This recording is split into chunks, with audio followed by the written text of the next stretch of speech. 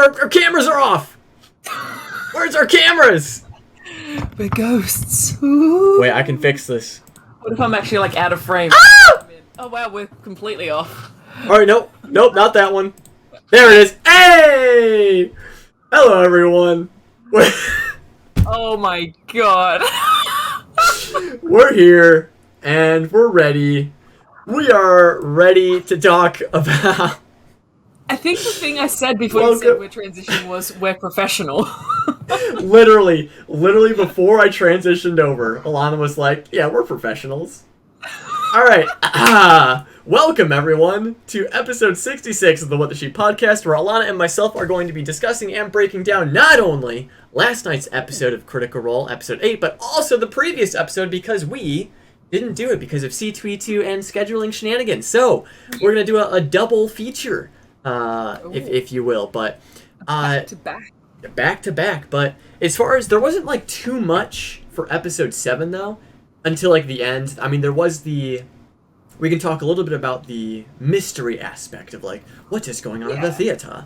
Because it was cool how Matt set it up, how we had the setting, we had the cast of characters, like the potential suspects.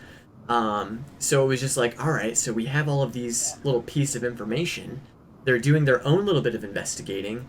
Like, what pieces can we, like, draw together to conclude, like, who is responsible for this? So I really liked that aspect of the mystery. Yeah. It was almost like a perfectly, like, encapsulated episode. It would be a good episode to show someone Critical Role for the first time, because it's almost like a one-shot episode where they're, introduced, given a mystery, they go through the process of figuring it out, they find it, they fight it, they end the episode. It's like a really nice, like, all-in-one episode. And yeah, I enjoyed the mystery too. And I enjoyed that we've, like, got a conclusion to it within the episode. We weren't, like, waiting for the next week. So, the way, like, Matt was describing the mystery of people going missing, and, there was a lot of theories going on of, like, oh, is it people disappearing? Is it people being taken? Are they in the spire? So yeah, it led to a lot of really good discussion throughout the episode, especially like on live discussions and things like that. And obviously amongst the cast, their ideas were very fun. But yeah. And we got introduced to some pretty interesting characters. Specifically, one individual, Tefta. Is that one? Yeah. Oh boy. I love sex positive gnomes. Yeah. Yeah. It was great. It was great. We got a little blurry. Super out of there we go. We are on it today. Listen, it's been a week. We had an off week. We are getting back into the thick of things. But no. Be off for like a couple of weeks. It's gonna be wild. Yeah. If this is what it's like when we're only off for 1 week, listen, it's gonna be 3 weeks before we probably see us again. So. It's the end of the year. We're all so tired. Listen, there's the holidays, there's like school, there's a bunch of like family gatherings and stuff. It's a lot, all right? It's a lot. It's a lot. It's a lot. Everyone deserves a much needed break. But anyways, you know who doesn't deserve a break? These motherfuckers, because they gotta solve this mystery. And it eventually leads them to an alleyway. And at first, Matt was describing this alleyway as like very, very clean, like pristinely clean. I was like, that's a little weird. Like, why this one is like someone... At first I thought like maybe someone was like making this their home, and so they're like cleaning it up a bit, and like they were sleeping here or something. I think at first I thought it was like an illusion, like this was like yes that also, or they were going to walk into like through a portal, or it was like, just an illusion, they were all going to walk into someone's home. It was super sus. What do you call it? An alley, I guess. An alleyway. Yeah. But then when it was, revealed to be what it was, a wall mimic? Is that? Yeah. Is that basically what we're calling it? It was a wall mimic? Awesome. Mimics for everyone. Mimics everywhere. Now, obviously, mimics are mimics, but I'm still fresh, fresh off of, Campaign 2 and stuff. Campaign 2 is on my mind, so I was like, yo, is this some, this Cognosis shit? Like, was there some, remnants of Cognos that landed here? Eyes and teeth. Yeah, I was like, whoa, what? Yeah. No way. Definitely reminiscent. Yeah, it's just a mimic. That's just a mimic. Oh, but mimics are great. Just a Yeah, mimic, true, yeah. true. You can't just say it's just a mimic because mimics are. I feel like I've actually never like used a mimic in my campaigns. I feel like that needs to change. I think every campaign needs mimics. My players don't interact with them. It's like, we missed so much from our sessions. So many mimics Oh my in god. heroes. I could have had a mimic backpack friend, and no one took him. No one took him along. Oh my god, I feel so bad. Yeah. But you know that's the nature of D&D. You know the DMs they have like the neon signs pointing at one thing, and the players are like, yeah, oh that's cool. Anyways, we're going over here. Yeah, pretty much. I feel like I'm experiencing that right now with one of the campaigns that I'm running. It's hilarious. Yeah. It's hilarious. It's just funny being like, man, y'all are some dumbasses, but I love you all. So it's great. It's great. I imagine Matt has that thought quite frequently. Could you imagine if they walk into the alley where they're like, well, this is fine, and they just leave? Yeah. Like, it's just a wall. Yep. But no, they know the trick. They know the like. Oh well, let's investigate just a little bit more. Exactly. Exactly. You can't leave any stone unturned. But that combat was pretty deadly. Yeah. That was cool. Yeah. That was pretty rough. They had their like melee fighters at the back and their spellcasters, squishy spellcasters at the front, right next to the creature. Yep. It needs to be like a reverse of that. Mm-hmm. Lorna has been up close and personal in like almost all their fights. It's just not for her. Mm-hmm. So it's quite dangerous. Yeah, it was looking real hairy because that spit attack was what was like doing some pretty nasty. And it got stuff. it twice. Twice, like, yeah. Recharge, which is. Oof. I wonder what the recharge. Imagine it was a D6, but it might have been like on a 5 or 6. Mm-hmm. But still, that's pretty rough to get that back. Not great. But you know you can't really fault them for that because how the heck would they have known that there was going to be a wall mimic? So they didn't really have time to like plan like, okay, where's our marching order at? 100%. Like what's going on here? But it is interesting because ultimately they were successful. And did you see on Twitter the animation that someone made of Dorian getting the how do you want to do this on the wall? It's that artist that's done a bunch of the kind of anime-ish animations. Is that right? Yeah. Mm-hmm. Yeah, that looked awesome. It wasn't lightning bolt. What was it? What was the spell? Chromatic orb, I think. Chromatic orb. Yeah, real cool. Real cool. So good.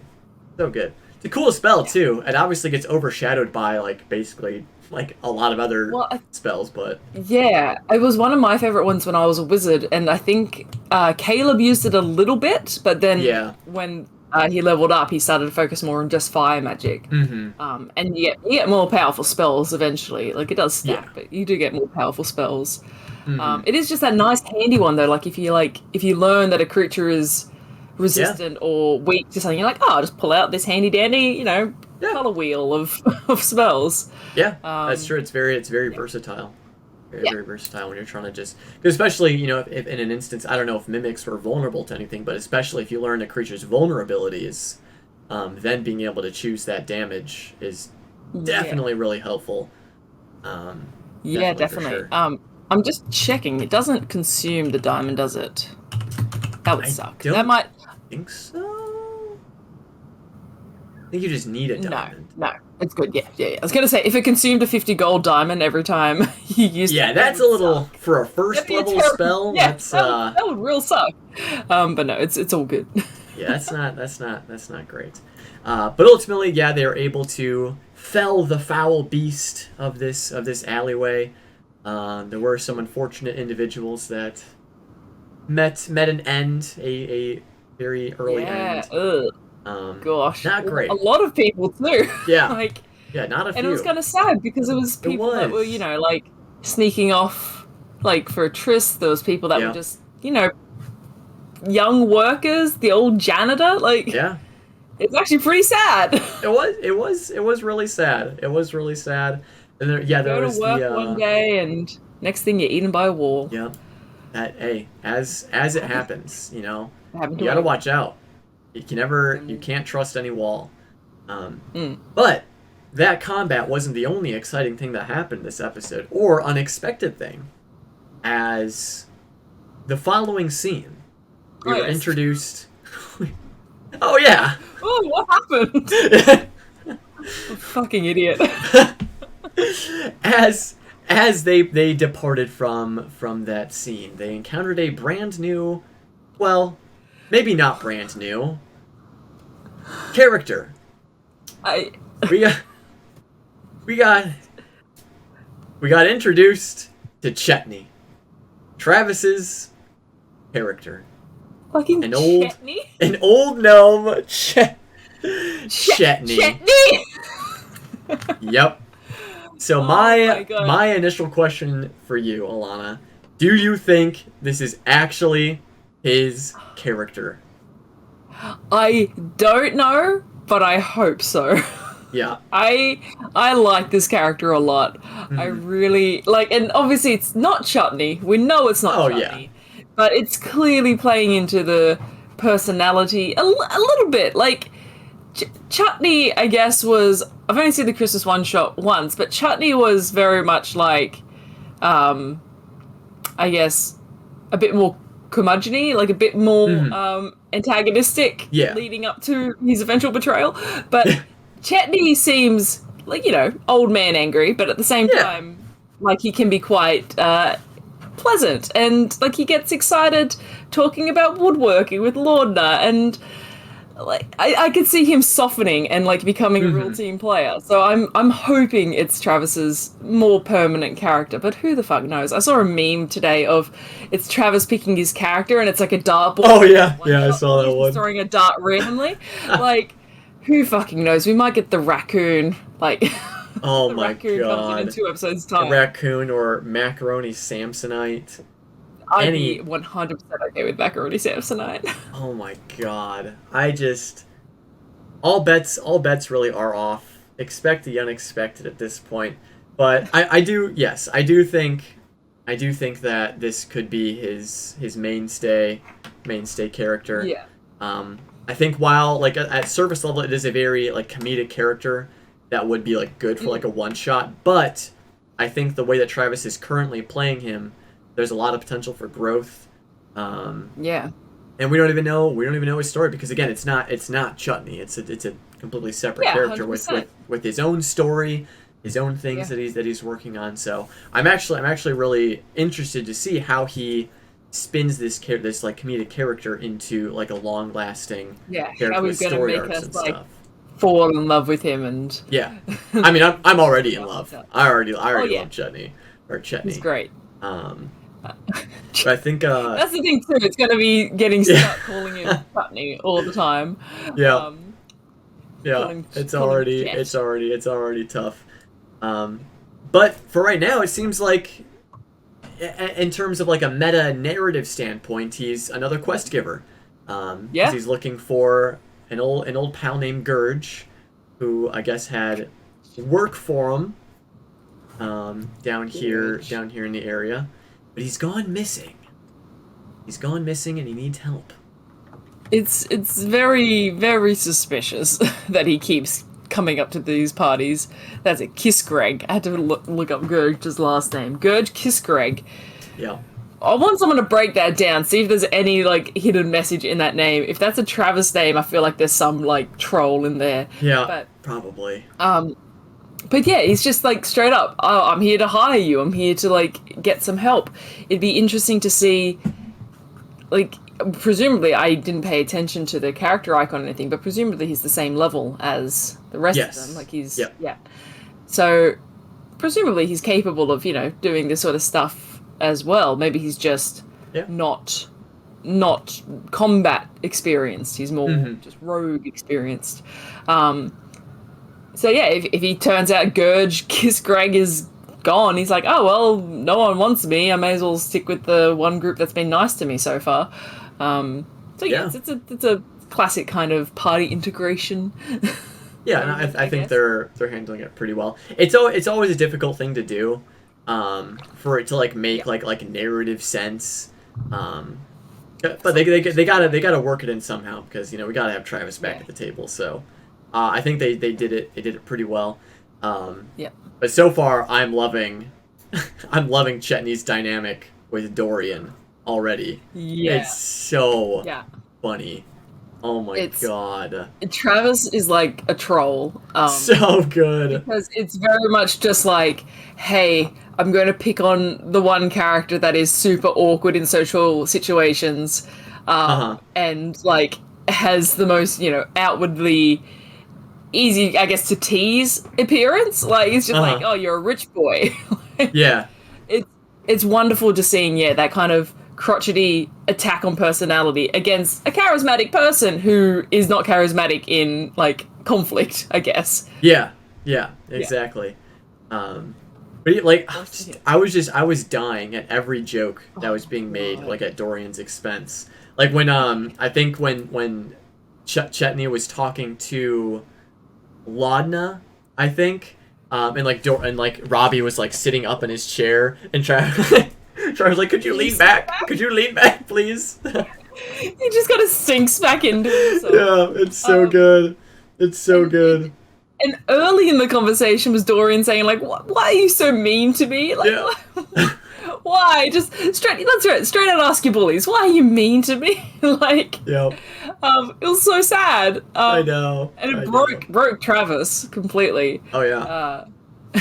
Definitely. But it was so funny. And then the other comments where they're introducing themselves. And Chetney was like, "You look like a Dorian." Yeah, and Robbie's just like, "Well, joke's on you." That like, oh my god, I just love Robbie. I just love Robbie so much. He's so quick, with these jokes and getting into the role play. It's great. And it was so antagonistic, constantly like pushing it, like every little thing he said, and it was, it's kind of like keeping someone on the back foot. Maybe it was he saw this person that was quite flamboyantly dressed or quite well presented, and it's like, okay, well, I need to kind of keep control of the situation. I'm just gonna neg this person, like I'm gonna put them down so hard. But it or it could just be that he's a bit of a dick. Could be, yeah. But it was so funny. And it was also. Yeah, go ahead. I was just gonna say, Kato Dice is saying in chat that Orem, when he introduced himself, said, "I'm Dorian's friend." Like, he's like saying, I'm with him. Like, and then he said, "Is that going to be a problem?" Yeah. Like, no, it's fine. Like, and seemingly oblivious to his antagonism to, like, Dorian. It was really good. It's amazing. But the other thing that I really liked in this earlier on in this scene was FCG and Laudna trying to like interrogate Chetney. What do they call it? And like FCG like spinning the saw blade on his arm. Gonna get stuck. Ashton. And then just calling for Ashton. Oh my god. This. Yeah, no, they're chaos. They're chaos incarnate. Yeah, the like both these episodes, episode 7 and episode 8, have just been such bangers. Because it was like with 7, we got like a cool mystery and a lot of like investigative stuff happening with a cool combat in the end. And this one was just hilarious with the amount of chaos, with like learning like who Chetney is, what his whole deal is. But then obviously with all of the Cyrus stuff that we had gotten a bit later on in the episode, it really feels like the story, while the story isn't like quite solidified yet, like it's starting to like come together, like the different pieces and like what we should be focusing on are starting to like come together. I did see like and we talked a little bit about this before the show started, about how like they're getting all these new quests and they've got all these they've got a lot of potential in the city, and a lot of people comparing it to campaign 2, which again we try not to compare too much, but it is, it's our source of reference, how around this point they were reaching Zadash, or they were on their way to Zadash. So they'd already been to, like, this would be their third city that they were now visiting, or third town that they were now visiting. Whereas this one feels very bottled. It's very all in Drusar, but there's so much in Drusar. It's almost like 5 individual cities with the 5 different spires.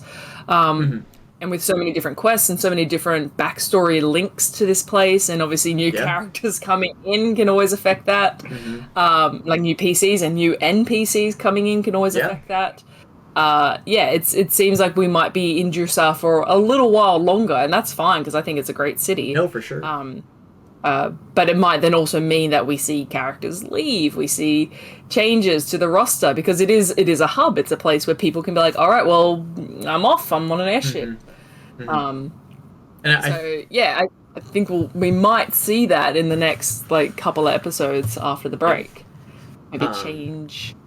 And I think it's a bit of an unfair comparison too, in regards to like comparing it to campaign 2 and like pacing, I guess. Because, in Campaign 2, they started off in a small town of Trostenwald. There's not a whole lot to do there. Like, you do one quest line, and there's not much else to do. And then their next goal was to go to Zadash. But then when they were in Zadash, they were in Zadash for a long time. True. A really long time. And they left, and then they came back to Zadash. And then they left, and then they came back. So, for Campaign 3, we're basically, like, cutting out the Trostenwald stuff, and, like, we're in Zadash. And then this is where we're in a big city. There's a lot to do in the big city.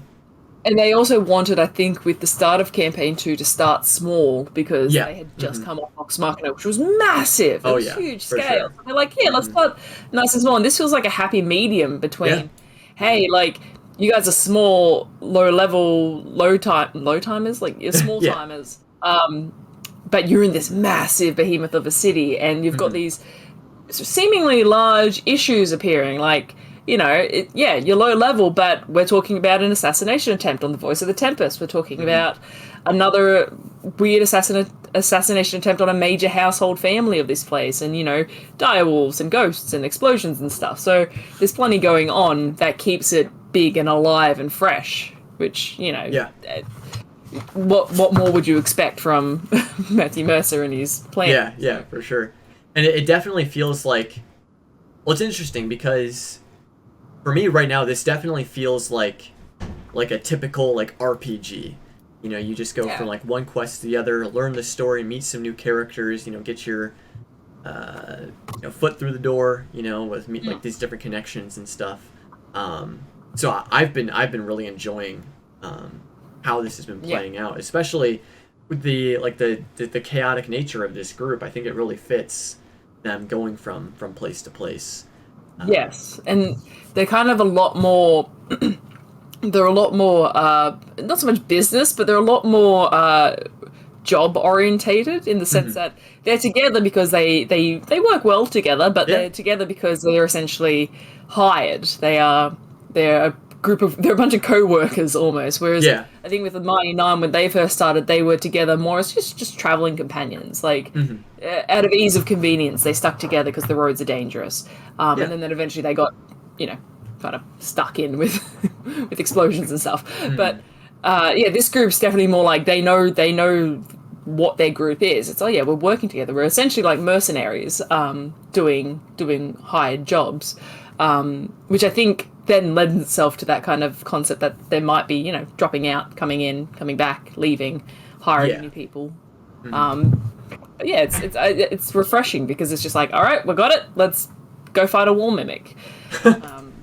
It's crazy the amount of shenanigans that they're getting involved in. But they're not the only ones that are getting involved in some crazy shenanigans, as we got some more Cyrus stuff this episode. I love him. And Cyrus is so good. I love him so much. The himbo that we needed, the himbro. I think people were saying. He started so mysterious, and so like dark and not brooding. Like I think that was like a projection, but it was like oh, this guy is like, he might be dangerous. He might be. I know. We were so scared. Back, oh, what's the connotations of this? What's the implications? Oh no! And it's just like, oh no, he's kind of just a bit dumb. Yeah. Like he's sweet, but he's a bit dumb. Yeah. Not the sharpest tool in the shed. Bless him. Yeah, but bless his heart. Bless his heart. Bless his sweetheart. Yeah. Oh my God! But he's great. He's lovely. And we got a lot of Dorian stuff this episode. Yeah. A lot of Dorian stuff. I was worried their relationship was going to be purely antagonistic, and it was a little bit at the start, which was really good because Robbie let go. Like, That was like, I was like, oh no, he's angry. Like, And it's that's what I wanted to bring up is like this was such a like it's crazy that this is improv, and this just goes to show like how good of storytellers they are, and like how they understand like how to tell a scene and stuff. Because the scene started out with, it was very antagonistic. Dorian was very frustrated and angry at Cyrus, and Cyrus is trying to explain it. Dorian was ignoring his apologies. But then as it progressed, they started to like slowly mend that gap and stuff. Because I made a note. I'm trying to find it. But they had that moment where, you know, they weren't agreeing. They were just at that like impasse where Dorian was just very frustrated with Cyrus. But then they had that moment where they talked about their parents, where they made that joke about their dad like ripping his hair out, and they had that moment of like sharing that moment of laughter and like recognizing that that would be a funny thing, like seeing their dad ripping their hair out. And that's like that moment of like innocence, of like recalling like memories of their dad together and all that stuff. Like that's the moment they needed to like come together and be able to have like an actual conversation without anger towards each other. It kind of brought them back to where they actually were. Like, I think, it kind of felt like Dorian wasn't so much angry at his brother, he was just angry at the situation in general. It's like, you know, I'm trying to make my own life here, and then of course you've just decided to do the same. Like, it was a little bit of maybe of like a bit of jealousy, a little bit of that sibling rivalry that kind of fuels a lot of arguments. But it was that maybe he realizes his brother is a bit of a softie, and he's just like, yeah, well, sure, you're here, I guess. And then his brother apologized, and I think he said like, I'm sorry for so many things. Because then after that, they were great. They were super friendly with each other, and they were super comforting, and it was just lovely to watch. But I did love all the stuff we got about Dorian's family and his lore. We're getting there. I mean, slowly but surely. We're not going to say we were wrong about stuff. True. But we do know that I guess his family, they're like at the head of the Silken Squall, which is a community, is what I'm gathering, a community of Genasi. So royalty in a sense. Floating community.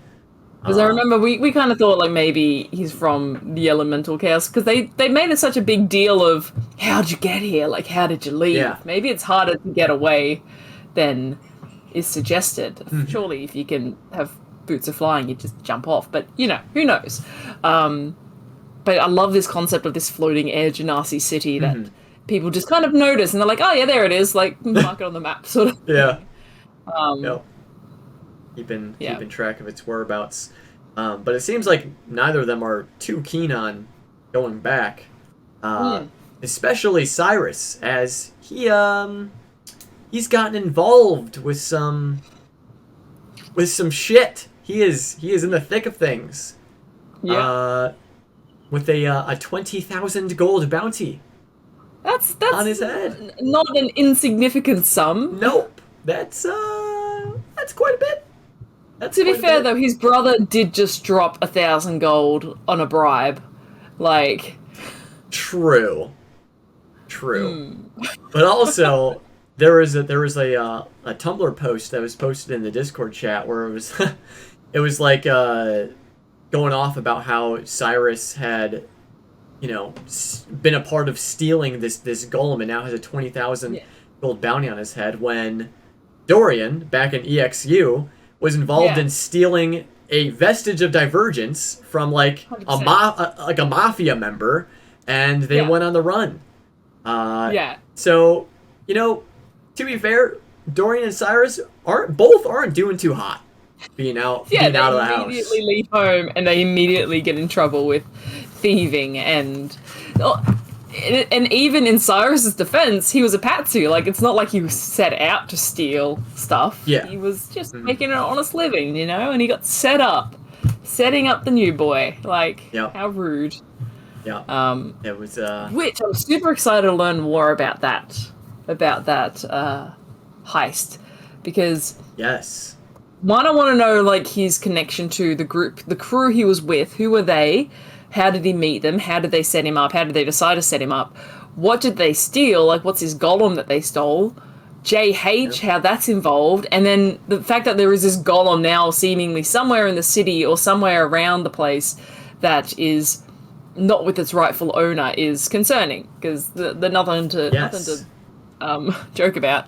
And the other big thing in connections to JH is the letter that Ashton got.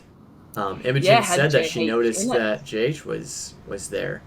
So my like thought process or like theory crafting that I was doing is whatever Ashton is involved with or connected to, does he like work for this JH maybe? And he was like, hey, keep an eye out for this individual. They might be around town.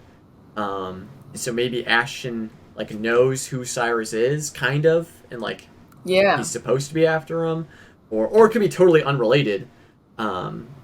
Yeah, but because we don't know about that letter yet. We don't know what was on it, or I'm guessing he did redact a lot of stuff and then let her read it. I'm guessing it has connections to these guilds, the Treshy, this Treshy guild that we're because there's like the Masons Treshy guild and like the Gold Treshy. So I'm guessing whatever this like Treshy or family is. The Treshy family, yeah. So they've got a lot of industries under their belt. Yeah, I feel like they're probably the ones that are going to be like tying all of these threads together, because they've been thrown around a lot now at this point. And the fact that there's like stuff going on with the other families, like the the one that Oshad Breshio, the Loomis twins. Yeah, so there's stuff going on there. There's that, man. This city's all kinds of fucked up. There's a lot going on. Yeah, it's messy. In this. Now I understand why Lord Estros is stressed all the time. Now it's like fuck. This fucking this is not good. We've been here, because they've like, as far as from the start of this campaign, it's only been like a week, if even that. If that, yeah, they've had 1, 2, 3, 4, 5 nights, maybe. Yeah. They've been busy. They've been very busy. They're tired. Like, I just think of the people that always like, they fight, long rest, fight, long rest, fight, long rest. By the third day, you must just be exhausted. Like, yeah, just too tired. The delayed onset muscle soreness. Just like, oh, can we take like a break? Yeah. Yeah, I wouldn't survive in a D&D. No, that is too much. I'd be a baker. I'd go like have a bake shop somewhere. You'd be the shadow baker. Hope it doesn't get attacked by some eldritch horror. I want to be a baker at, what was the I think it was in Zadash, in the that exclusive area when they bought those pastries and stuff. That was where hands. the bread hands. Right next door to the smudge shop. Yep, I see. You want to work right next to the smudge shop. Yep, that's very nice. That's exactly where I want to find myself. Oh god, a little light reading when you're on break. Yep. You gotta pass the time. But other ways to pass the time, besides reading, is looking at some art, specifically fan art. And in this instance, Critical Role fan art, brought to you by the... Cool! I like the clarification. Brought to you by the incredibly talented people of this community, starting off with Alana's pick. Oh man, This is great. This art's great. I'm excited to show this piece off. By at NixCraft1 on Twitter, we have this. Oh boy. Oh jeez. Yeah. This amazing. It's good. It's very. What do you even call this? Is this like an effigy? Is that what this is? A doll? Like a voodoo doll? Yeah. It's a lot. It's I love it. I think it's so good. Great. It's great. It's gross, but it's like Laudna made it with all of her heart and soul poured into it. I think it's just like the chicken bones. I know. It's It's hard to get this string and just a little bit of hair And a little sticking on tuft the of top. hair. It's concerning. It's upsetting, but I love it. It is. But it's also sweet because like Laudna made it for Dorian because Dorian felt bad about it all. So it's like she's got the heart. It's just greasy though, like it's just a greasy chicken bone. But I just want to point out, Nixcraft did such a good job of drawing chicken bones. Like you look at it like, oh yeah, those were chicken wings, like straight up. Yeah, that's what. Yep. It's it's great. It's great. We love it. That's gonna come back at some point. They're going to be like in some kind of ritual or some kind of ceremony. Bertrand's somehow involved, and they're like, we need something. We need, or like, it's going to come back in the sense that it's got his hair. It's some weird fucking thing that's going to resurrect Bernie. Bernie? Bertie. Bertie. Yep. I mean, it looks a little bit like Bernie Sanders as well. So it does. Oh my god, it does. Holy shit. It just hits little memes, and then it's... I need a side-by-side comparison now. Holy moly, that's so good. But that's great. My pick... What did I pick? Oh, I know what I picked. This is also one of my favorite dynamics so far. We have this lovely art by @DaftHux on Twitter. I think we've showcased some of their art before. But it's this lovely Ashton and FCG art. That's awesome. I know. It was gorgeous. Holding him. I know. That's why I liked it the most. Is Ashton holding FCG. It's so good. Like FCG is too adorable. It's too adorable. But one thing that I like, a joking thing that I wanted to mention was earlier when FCG was doing his interrogating with the saw blade. I was like, oh, is this his like killer instinct programming coming back? Switch on. Yep. Is the remnants of that? It wasn't. No. It was him calling for help from Ashton. Yep. that's exactly what it was. And then this is how I imagine Ashton coming to the rescue. He comes in, swoops up FCG, like, don't talk to me or my son ever again. I forgot about the fact that Ashton has that kind of gold feeling all across his body. Is his body described as hard? Like, I don't know. I think he described it as like gem-like. I think. Yeah, at least the color. Maybe that's like tattoos, because you got to imagine if someone is rigid, like made of actual crystal, they're gonna have a hard time. Like, is Ashton soft? Let's just get that hashtag trending. Is he a soft boy? Yeah. Taliesin, please answer. Is that like, if you touch him, does it go tink or does it go blip? Like, that's what we really need to know right now.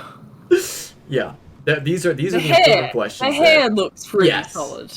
For sure. But damn, that's good. But Ashton. Ooh. We had what was it? Chetney asking Ashton about, like, are you okay? Like, looking at the head. Oh, yeah. Another non-answer. Another move on. Because he doesn't know. That's the theory. No.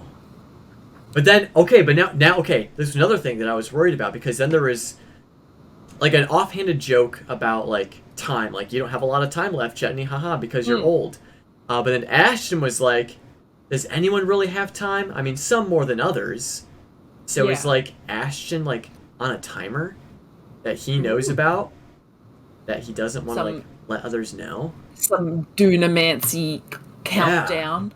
Some Who knows? Weird fundamental chaos shenanigans that are happening, because, like I imagine it's like an unstable core, because he's been so nonchalant. They've been so nonchalant about it being like, oh, it's fine. Like, it just looks like that. It's totally fine. But what if it's actually, like, unstable? But it's their brain, right? Like, but it's exposed. Like, there's no way that it's okay. But do Genasi have opal brains? Like, is that a thing? Like, I don't know. Like, I was getting... I mean, I love the flavor of it, but if there's a thing... If Ashton's brain is something that's going to become, like, a plot point, that weirds me out. I don't like brain stuff. Yeah. But, the vibes... I've been messing with the brain. The vibes I'm getting right now, if we're following the Ashton is like dying, or they're on like a timer, Sure. is like Iron Man, because Iron Man has that that chest piece that like keeps the whatever it is from like killing him. So that's kind of what I'm thinking, is that there's something that's keeping things stable. It could be like their innate like fundamental chaos magic it maybe is either keeping it stable, or because of like what happens to his brain, that's why he has this chaotic powers, like whatever happened to him. That's why he's able to do this. Because there is definitely magic involved with Ashton. For sure. It does come across as like very physical aspects, but there is still magic there. They haven't really addressed that. They haven't really like sat down and spoke about Ashton's abilities, or like, because you'd imagine the rest of them, their abilities are all pretty stock standard of what you would see in a D&D world. Like, oh yeah, you know, that's sorcerer shit, that's cleric shit. Like, surely Ashton's stuff is just like, that's something we've never seen before. Or who knows? It no one even comment, but it feels like it's not. No one asked when they were playing fucking what the fuck is up with that? No one asked. Yeah, no one asked. Just my God. The glowing opal inside this person's head. God damn. They need to play the game again. I'm going to go with Garth on this one, saying though that he fell from the sky like a comet. So move over, Travis. Ah, yes. New spaceman. We've got a new alien in the house. Ooh, so Ruidus is red, right? Ooh. Purple is close to red. Okay, well, we went different parts of that. Yeah,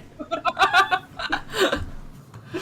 So are we saying that Ashton came from Ruidus? Mm-hmm. And if that's the case, we all know what Ruidus actually is, or at least connected to.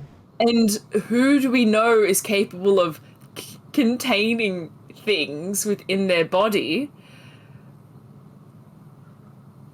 You finished the sentence, Nico. You know. I know. Yeah, but know. Do you also know? But all I'm trying to say is Tharizdun's inside FCG. Yes. Okay, yeah, that's all I'm trying to say. Tharizdun is back and ready for action. Yeah. And I think everyone could have expected that as well. It's a flawless theory. It's the only possible way that all of this makes sense. That's stupid. Wow, fucking rough. Brutal. Holy shit, Felice, going for brutal. No, fair. They called us out on our bullshit. Yep. I'm 100% okay with that. That's valid. But anyways, back. Ow. Back to. We just got humbled. We just got straight humbled. Like, I apologize. I'm sorry. It took us 66 What the Sheep podcast episodes to be humbled like this. Felice just killed Tharizdun. Yeah. We've given up now. I feel so discouraged about any Tharizdun theory I've ever had. That's amazing. I'm getting off the train. But no. Now they kind of just left Cyrus to dry, I guess. I mean, they had their long rest, but then they kind of just let him go to stay with the Corsairs, I guess. Yeah, they're like, all right, cool story, bye. Yeah, and that's kind of what happened. But they also have the pressing matter of helping Chetney with finding Gurge, so they've got a lot on their plate. Yeah, I did like that how when they were talking to Cyrus and Chetney's like, hey, I have these guys on toy retainer. Like, I hired them first. Yeah. Turn. But they kind of stress to Cyrus, like, what are you doing out on the streets? Go away. Like, yeah. This is a terrible idea. And it then brings more questions of, like, surely Dorian and Cyrus look similar, like they're brothers. Yeah. How many Genasi nobility are wandering around Drusar for people not to get suspicious about Dorian? Like, you'd imagine that'd be like if there's wanted posters or like bounties or things like, hey, maybe that's the person we're looking for. Yeah, exactly. I definitely think that's definitely something that I think Matt would potentially like use as a tool to get to like bring Dorian back into that situation. But we are also seeing that the law enforcement in this city is weird. It's a bit weird, bit shattered. We've got this new group as well, like the Paragon's Call. They're seemingly dodgy as well, but the wardens aren't quite as on the level as it seems. No, and it's so interesting because I'm seeing like parallels to campaign 2 because they also had the option of like joining the Crown's Guard. And so when those like disgruntled like miners, I guess, were ranting about the Hubbit Corsairs, I think that's Matt being like, you do have the option. Dog. Either a very small child just walked into your room, or it was a dog. Yep, a puppy just crashed the party. They have Matt is giving them like different options of ways to handle the story, like which path do they want to go. And boy, did they pick a path! They sure picked a path. They sure did. Oh my goodness. Was it the right one? That remains to be seen. But it is an interesting one. Because they went to Gurge's house, and I just love Ashton so much. They're so good. But it is some investigating at Gurge's house, very reminiscent of their investigation of Duggar's house. But they met a new NPC, a lot of NPCs. Sirach. It seemed to be the landlord, I guess, of this thing. Well, I gotta pick up my dog. Oh my gosh! Oh no! Oh, was it kind of like no pick? It was growling at me, so I went to go pick him up, and then he ran away. Oh, but now we have another one. Oh my goodness! This is now a dog stream. This is now a dog podcast. Everyone, show off your pets. Oh, mine's behind a door. Oh no. No, but Sirach, bad vibes. You know, landlords can sometimes be stinkers. Well, I think she was like she was like, where the fuck is this guy? He owes me rent. True. And I got the sense that stinker in the sense that she seems like she's an investment mogul, having lots of properties around the place. But at the same time, she's like, hey, I just keep an eye on my properties. So, she gave good information because I think when they lied or they said like they were there to collect debt from him or something, or maybe I misremembered that. But either way, they said we're looking for him. She's like, okay, good, because if you find him, then I would get my rent. Exactly. So she was quite helpful. But not good inside his house. No. There was blood. There was like strange claw marks. So, what the? And they described it too as like the bigger than direwolf, right? Yes, like, because there were a few leads. Yeah, because that's right. Sirach gave the lead. She's like, oh, well, this crap's happening. Direwolf attacks, ghosts, the explosion at Spire. So then it would make sense to be like, okay, well, direwolf attacks, maybe this was a direwolf attack, but seemingly that the scratch marks are bigger than a regular direwolf. Something worse, something more. Direwolves aren't, they're not something to scoff at. So something worse than a direwolf potentially, or bigger than a direwolf at the very least, had happened here. The interesting thing was the dried blood aspect, I think. So the fact that there was fresh blood, but seemingly dry, older blood. So it's not the first time. I'm seeing a few people say I like the idea that Gurge might be a werewolf or some kind of werewolf. Which is cool. So what if? Oh God! What if Gurge is actually Travis's character, and he's only using Chetney? No, he can't have made a character called Gurge. Like Gurge, I forgot his last name already. Chris. What was his name? Kisgreg. Gurge Kisgreg. I don't know. No, I refuse to believe that. I refuse to accept the concept that he's made a character called Gurge Kisgreg. Could be. All bets are off. I'm gonna put that in an anagram. before I go see what it gives me. Oh my god. But my favorite part about that scene was then Ashton, like, messing up the place a bit more just because he didn't like Sirach. Only worried about money, like, because Ashton's like thought process was like, dude, we're looking for someone who's missing, and all you're worried about is money. Like, that's not cool. So it's like Ashton's an asshole, but he's an asshole with principles. Exactly. He's got a code. He's got a code. That's it. That's the. He's not so much an outlaw. He's like the bandit, the mercenary kind of lifestyle that you live by a code. Yeah.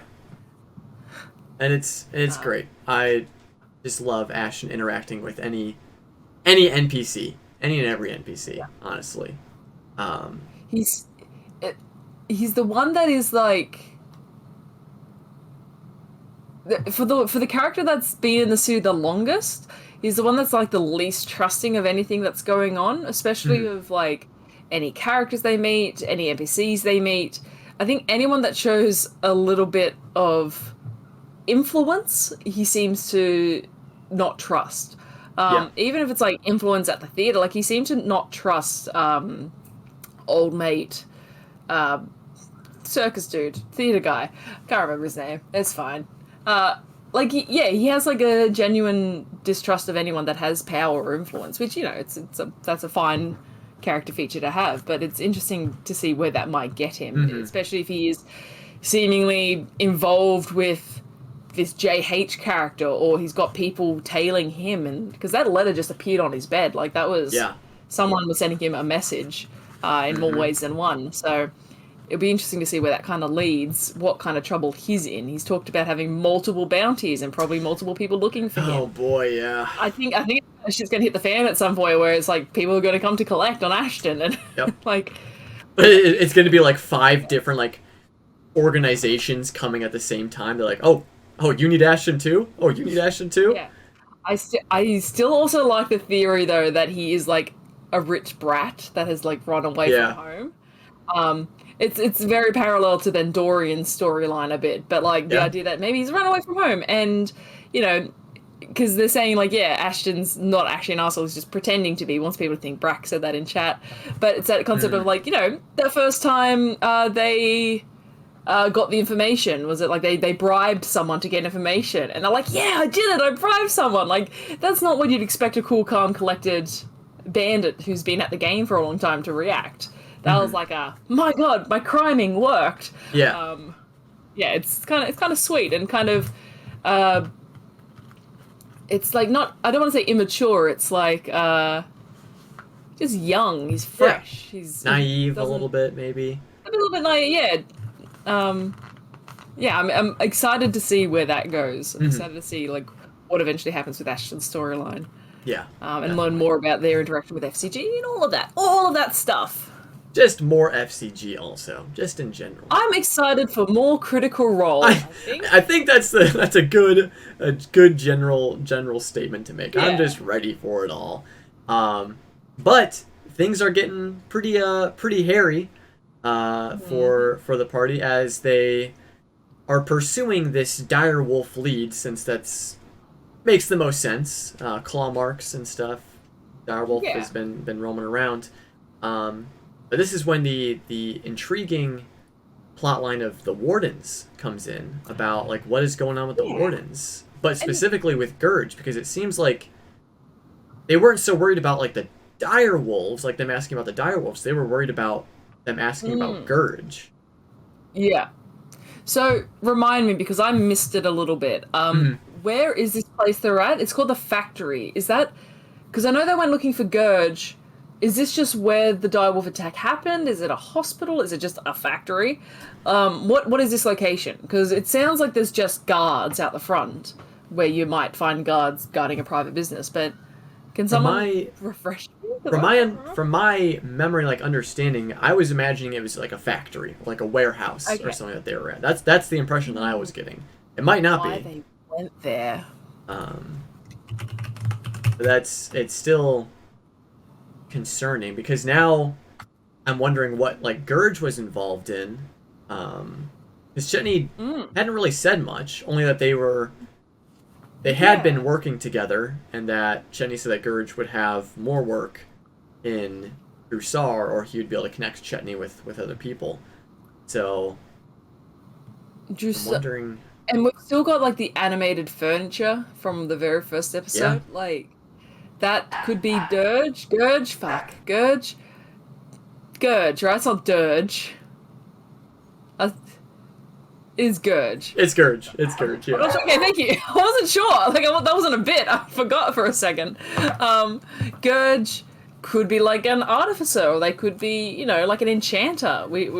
They might be responsible for this animated furniture we saw in the very first session, with seemingly maybe also a werewolf. Who knows? That would make for an interesting party. Maybe Chetney made like a rocking wolf instead of a rocking horse, and it became enchanted and attacked everyone. Oh God, that's a little terrifying. I thought you just said that's a leap. I mean, of all the theories I've come up with, that one's too far. That a rocking wolf turned into a werewolf. Yep, that one's that's a little out there, Alana. Yeah. Reel it back in for me. That's funny. No, but I love a good conspiracy. Corrupt government. I love that shit. It's so cool to then play out. Because it's like cathartic seeing it play out, because the real world is filled with corrupt governments and stuff. So when you can see it play out in a game and see the good guys win, like it's like, yes, it's very nice. Let's go. It's very nice. So I'm excited. We have Fern upstairs as well. Like she followed them upstairs.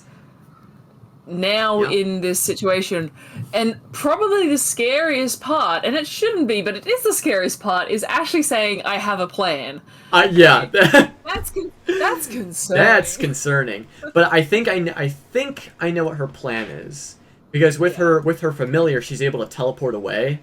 So I'm guessing it's probably going to involve that. Like she's going to teleport to the other side of the door and just book it. I don't think she's talking about an escape plan. I think she's talking about like a deception plan. Oh boy. Because that's something like if even if she escapes, that's still very much like, well, we know who you are. You stand out. You're a 6-foot fawn. Yeah. With that fucking circus of a party. So they're gonna know who it was. So I think her plan involves like settling it down a bit, talking her way out of it, which is what scares me. That's the Or she's just gonna kill them all like that. She might not escape. She might just try to kill them. Oh, jeez. Like, who knows? I mean, it could be that. Oh no. I don't think she's gonna do anything malicious towards them. At least what's malicious to a fae? True. Oh, people are saying, Felicia's saying charm person, maybe. Well, because there's 3 people in the room. Yep. Does she have access to a third level yet at 4th? Does she have... No, that'd be 5th level. Oh, okay, so she wouldn't be able to cast on all of them, right? 2 of them. Yeah, she would need 3rd level to cast it on 3. Yes. So, Yeah, and they only get 3rd level at 5th level, so... Oh, boy. I just thought it was funny, like the whole trying to figure out how much HP a rat has to see if it was gonna drop or not is great. And like even that scene, like it's such a chaotic moment, but it's also like I could see that happening in like a movie. Like that was a very like cinematic style like outcome for that situation. The polymorph dropping and then Fern is now in the thick of things. But also, like, what a cliffhanger to leave us on when we're gonna have 2-3 weeks of break. Because it was quite a short episode. It was only about 3.5 hours. Yeah, it was also pretty short. Which I get because I think Matt was expecting a fight, so he didn't necessarily want to start 2 hours of combat. Mm-hmm. But I kind of wish we could have gotten up to combat, because Ashley saying I have a plan, I would have liked to have seen that play out a little bit. Oh, yeah. But it's obviously a good cliffhanger. Yeah. But yeah, it's concerning. Oh gosh, I'm not scared. I'm just, what's the word? I don't even.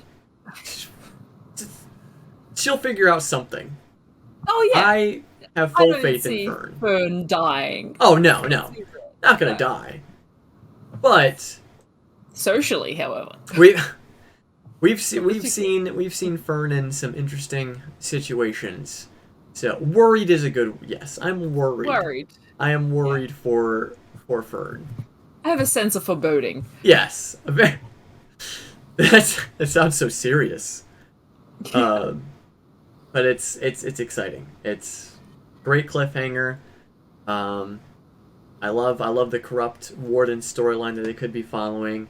Interested to see what Gurge's whole deal is, and yeah, that's interesting. And how many other side quests is this group gonna do?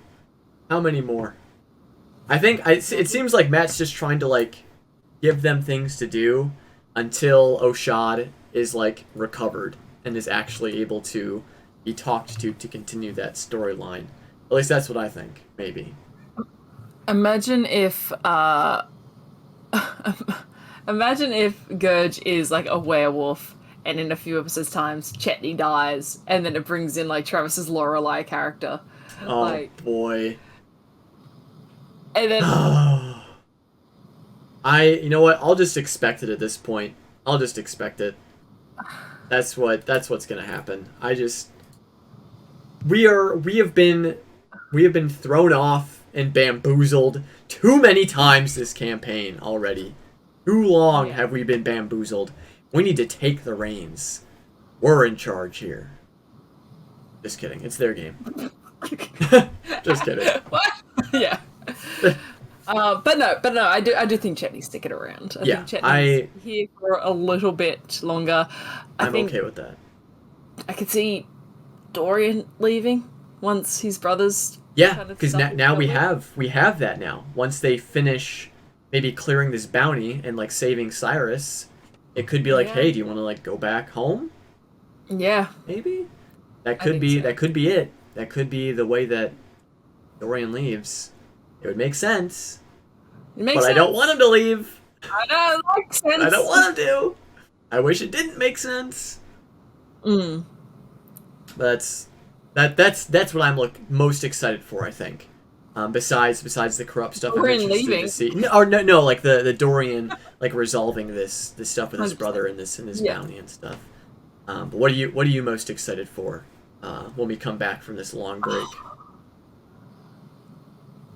Probably just more. I guess, and this is not to sound as a negative, but I guess maybe some progression into a bigger plot. Like, it might still be there. I kind of really wanted the Duggar storyline to be deeper, and it could still be there. There could still be more to it, because I'm still on the Ublex train and all that sort of stuff. But I kind of want there to be a little bit more of an overarching thing become revealed, not even necessarily dealt with or anything, but we've had tiny bits. We've had like Imogen's dream. We've had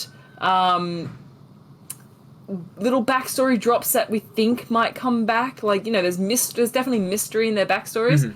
I'm just kind of hoping for maybe something that's going to push them into an arc, I guess, like into a slightly longer storyline.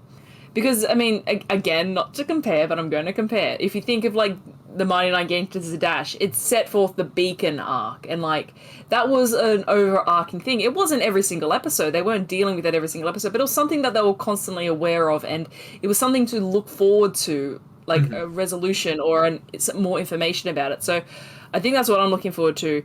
I think we'll get it maybe once we get a team name and they make it into the university and they can start learning about Lorna and Imogen. I think we'll get it once it settles down a bit and they're like, okay, well, let's learn some stuff. Oh, this is interesting. And, you know, more Briarwood shit happens, and exactly more stuff like that happens. So that's not meant to be as a criticism or negative sure. to say it's not happened yet, but I'm looking forward to it, to when it does. I do like side quests. I like all the little, fetch quests, things like that. Yeah. And there's I want a little bit more. I want a little bit more. Yeah, exactly. And like the threads are there for like the big story stuff. But then, like, talking about campaign 2 again, but not to like compare, but to like just have like some kind of like a frame of mind of like progression and stuff. Because for me, like, campaign 2 didn't really start until episode 12, because that was the attack on the spires. That was when the beacon came in.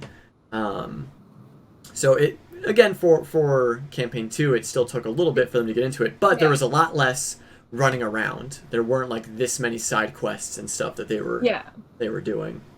That's the point where it kind of solidified them as a group that was sticking together, at least for the time being. I'm hoping for something like that. And it could be the Duggar storyline. It could be stuff with Imogen. It could even be, Cyrus and Dorian, and if their departure then causes something. Or it could be the Oshad Brescio. Like that's got such a big link to Orum's backstory. So, give it to me. Yeah, there's a lot to be excited for. But is there anything else we want to touch on with this episode? And I guess we've kind of even just talked about campaign 3 overall so far, as this was the last episode of the year of 2021. Yeah. It's been a crazy year. We began a new campaign and ended a previous one. Wild. And wild. And we have a whole new year. When does animated Vox Machina come out? Soon, February 2nd or 4th. Ooh. So we're gonna have like Critical Role comes back on the 7th. Is that right? The 6th, and then we'll have less than a month until Vox Machina. Yeah, we'll have about 3, maybe 4 episodes, and then Vox Machina. Oh my god!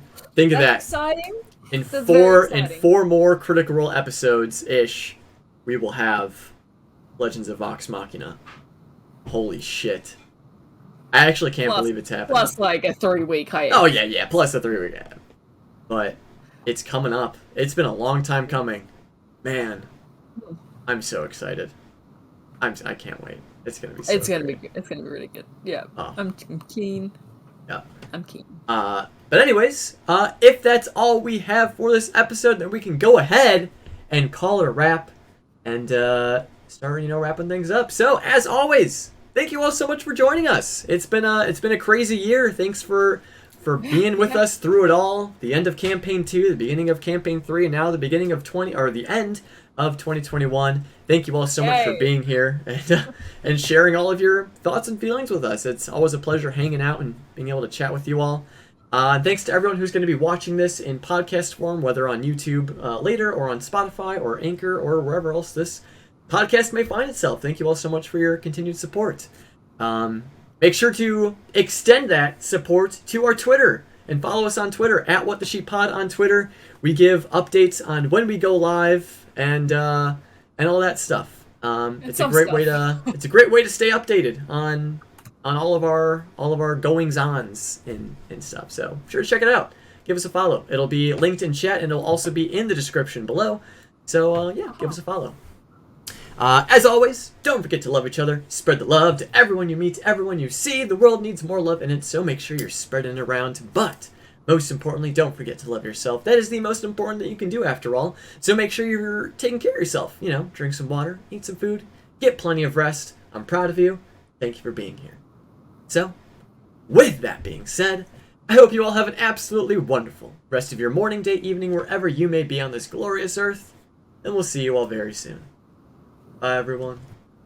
Bye. Well, I guess not very soon because, 3 weeks. But, hey, it's fine.